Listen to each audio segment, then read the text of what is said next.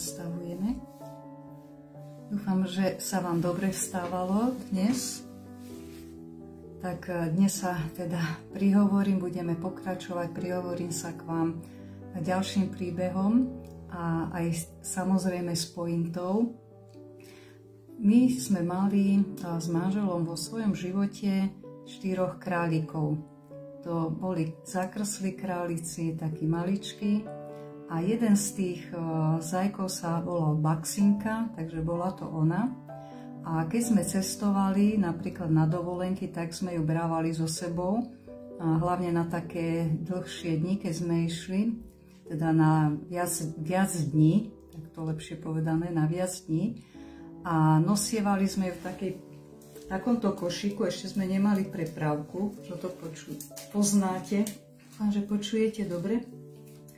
V takom košíku sme ju nosili, ono sa jej to nepáčilo, bola taká malička, tak sa tam aj fajne zmestila.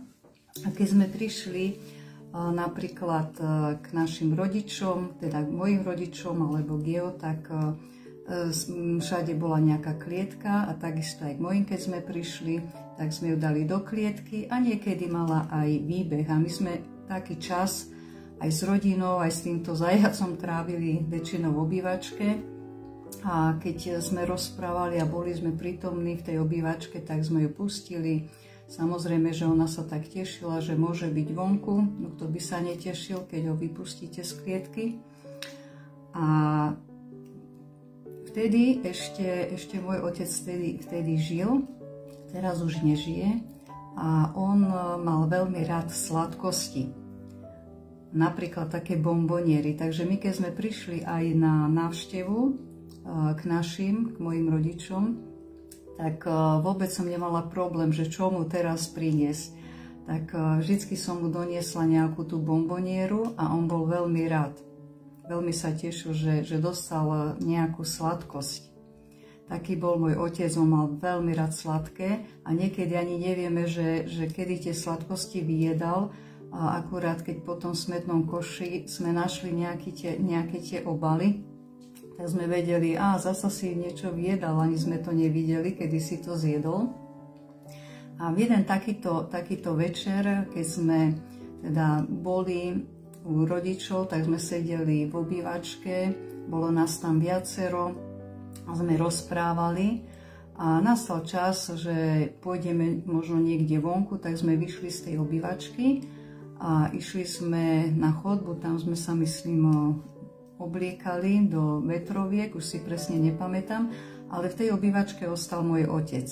A on si tam pekne zhasol, ešte pozerám, no teraz to bol večer, takže keď sme sedeli v tej obývačke všetci, tak sa svietilo a jak sme odišli, tak otec si tam zhasol a si sadol a ostal v tej obývačke on. A keď my sme teda boli na tej chodbe a sme sa teraz prezliekali, tak zrazu sa otvoria dvere z tej obývačky, vyjde otec a teraz také oči na nás a hovorí, on nám naskočil a my pozeráme, že čo sa vlastne stalo. No ja som sedel na kresle a teraz som si rozbaloval tie bombonierky, čo ste mi priniesli, bombonky a zrazu na mňa on skočil.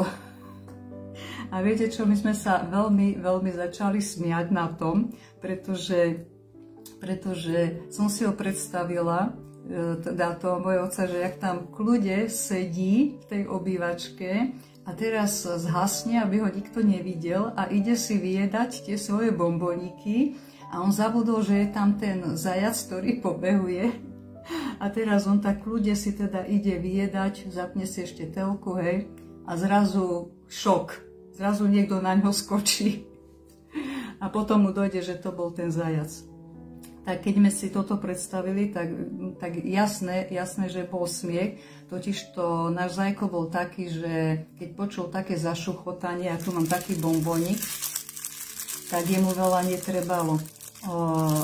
Naučil sa, čo je to čokoláda, tá naša Baxinka, A na začiatku sme jej trošku dávali aj z čokoládky, keď sme jedli, ale potom doktorka povedala, že to nemáme, tak potom už len trošku, aby nás neotravovala, keď bola pustená.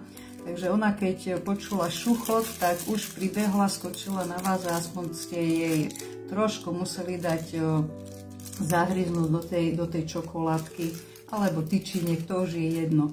Takže ona, keď toto započula, už jej netrebalo veľa. Prišla a skok na môjho otca, no jasné, že on sa zľakol. A mi to pripomenulo aj takú nejakú pointu do nášho života, že niekedy aj nám Pán Boh posiela do života nejakých takých králikov, aby sme sa nad sebou zamysleli. A možno tiež niekedy sme v takej skrytosti, keď nechceme, aby niekto niečo videl do nášho života. Môže to byť aj niečo, že si nad niečím len premýšľame, alebo dajme si do úvodzovkách tie bomboniky, hej, naše, že nechceme, aby to niekto videl a my tým nejako žijeme, možno aj dlhšie a možno aj kratšie, to je jedno. A zrazu vlastne príde niečo do nášho života, nejaký ten králik, ktorý na nás skočí v úvodzovkách a áno, niekedy nás aj vyplaší. A Pán Boh robí aj takéto veci, lebo možno aj vy máte nejaké zážitky zo života, že naozaj ste sa niečoho poriadne zlakli, alebo že ste sa vyplašili, keď ste niečo skrývali a zrazu to bolo odhalené a bolo to zrazu zjavené. A niekedy teda, keď sme takýto vyplašení, tak možno ideme s tou vyplašenosťou za nejakými ľuďmi, možno ideme aj za Pánom Bohom a proste sme z toho hotoví a robíme také oči, že čo sa stalo, ako ten môj otec vtedy. A ak sú tí ľudia k nám úprimní, tak nám povedia, vieš čo, Milka, ale tu nejde o králika, ale tu ide o tvoje srdce, pretože vidím, že ty si lakomá. Vôbec nejde o toho králika, on nie je na vine. A keď nám to nepovedia ľudia, tak je tu Boh a písmo sväté, Biblia, ktorá ukazuje na naše srdcia, pretože Biblia je Božie slovo, ktoré jasne hovorí do nášho srdca a poukazuje na podstatu veci, že v našom živote sa nemáme vyhovárať na nejakých králikov, ktorí prídu do nášho života, ale že máme pozrieť na naše srdce, aké je to naše srdce a napríklad aj postoj nášho srdca k dobrým veciam. Pán Boh nám dáva do nášho života dobré veci a to je dobré. Ale teraz, aký je postoj môjho srdca k tým dobrým veciam? Či som nie opantaná tými dobrými vecami? Napríklad aj tá bomboniera, alebo bomboniky, alebo hocičo. Oni nie sú zlé, že nie je zlé, že mám sladkosti. Ale aký je postoj môjho srdca? Či sa viem zdieľať? Viem sa zdieľať s tým, čo mám, aj s tými svojimi sladkosťami. Práve nám vtáčik narazil do okna. Dúfam, že je v poriadku. Potom ho skontrolujem. Takže, aký je postoj môjho srdca k týmto veciam? Alebo alkohol. Vezmime si. Alkohol ako taký nie je zlý. Ale poznám mieru. Poznám mieru, že koľko mám toho vypiť, alebo nemám. Niekto vôbec nemôže. Aj v Biblii máme spomínané, keď napríklad Pavel hovorí Timoteovi, keď je chorý, že daj si trochu vína namiesto vody pre svoju chorobu. Takže alkohol ako taký nie je zlý. Ale poznáš mieru, aký je tvoj postoj srdca. A tak by sme mohli pokračovať ďalej. Peniaze takisto nie sú zlé, ale že aký je postoj môjho srdca k peniazom. Vieme, že milovanie peňazí je takisto zlé. O tom hovorí Biblia. Ale samotné peniaze nie sú zlé. Viem sa podeliť s tým, čo mám, aj čo sa týka peňazí, viem pomáhať. Samozrejme, že keď mám, lebo sú aj chudobní ľudia, ale práve aj tí chudobní ľudia sa vedia ešte lepšie zdieľať ako my, čo máme možno toho viac aj na rozdávanie. Vždycky ide o postoj nášho srdca. Takže dneska chcem, aby sme sa zamysleli nad sebou aj nad dobrými vecami, ktoré nám Pán Boh dáva, či k ním nejako nelipneme. A ak k ním lipneme, tak Pán Boh nám pošle vždycky niečo, aby sme sa teda zamysleli nad sebou, ako toho králika, ktorý skočil za tou bombonierou. Tak zamyslíme sa aj dnes nad sebou.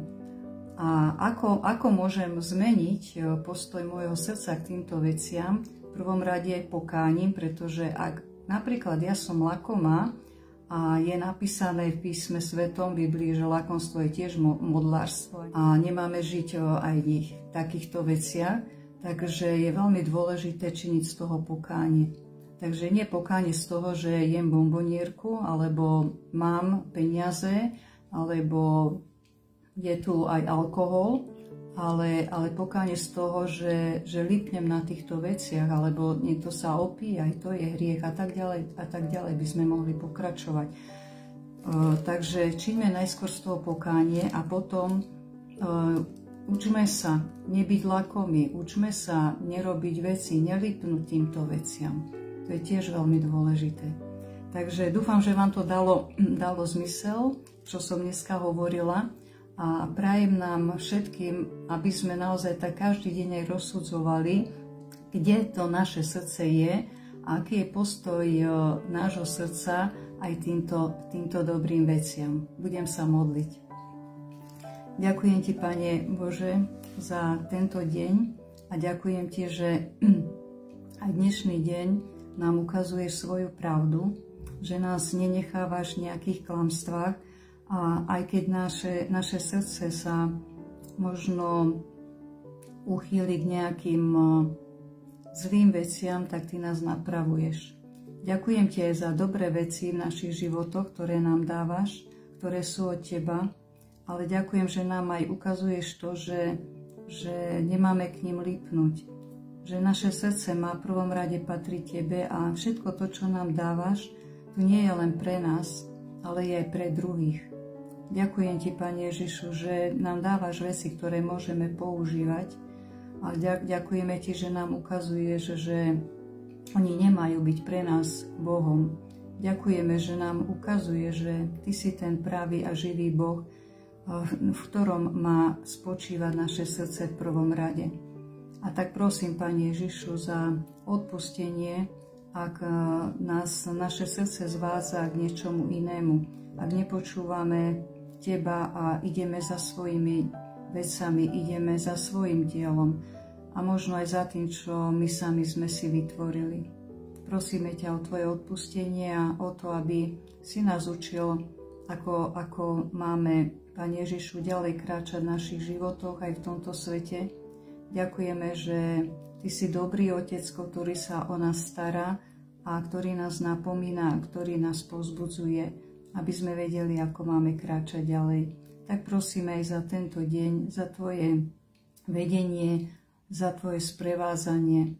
Za to, Pane Ježišu, ťa prosíme, aby si nás chránil, aby Ty si bol ten, ktorý je stále nad nami, ktorý je aj pred nami. Nech je požehnané Tvoje meno, Ježiš. Amen. Amen.